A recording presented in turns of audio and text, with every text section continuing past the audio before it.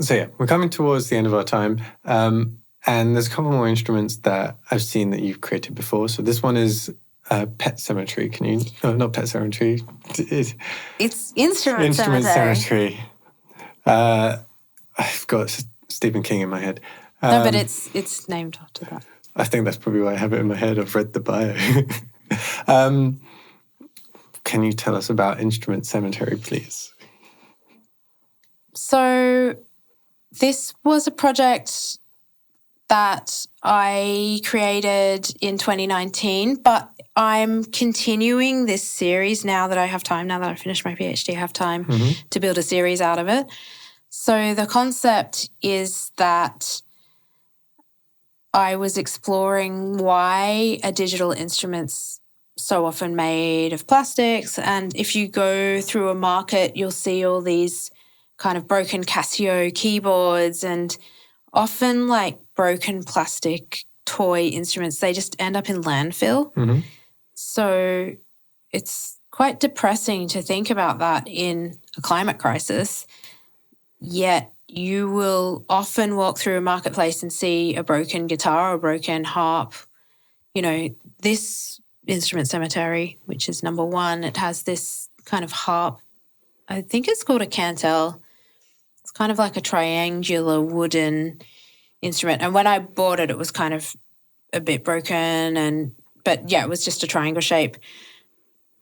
The idea was that why are acoustic instruments kind of made of more sustainable materials, and when they're broken, people still recognize them as a beautiful object, and they really try not to put it in landfill. Even if it's broken, you'll see it on a shelf somewhere or someone will try to repair it.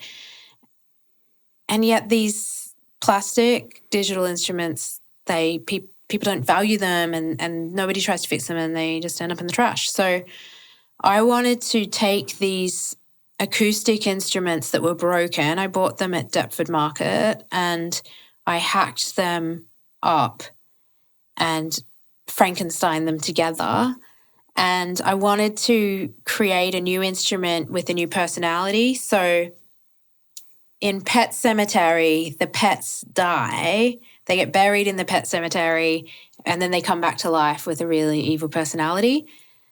So I wanted to create instruments where these instruments have died, but I'm bringing them back with a really crazy personality. So this one glows in UV light. It has UV strings, and it has also an embedded microcontroller. So when you shake it, it will scramble the effects in it. It's got flanger, delay, reverb, chorus. And so then when you shake it, it scrambles the effect settings. And then when you hold it still, it snaps onto whatever the last setting was. And then you can play it. It sounds quite wild. So that's, another instrument that kind of interrogates the materials that the music industry is using for making digital instruments. The thing about digital instruments is they could be made with anything. It's the sensor and the code that makes the sound. So there's no reason why they have to be plastic. And that's why I was exploring also with Catastrophone, could they be made of paper? So I'm continuing this series and I'll see where I get to. But the idea is I find broken instruments and I give them a new life. Have you got your own graveyard of rescued instruments from Deptford Yard? Yeah, I've been collecting a few, Well, are there any highlights that you can tell us that you've got ideas about how you're going to bring them back to life?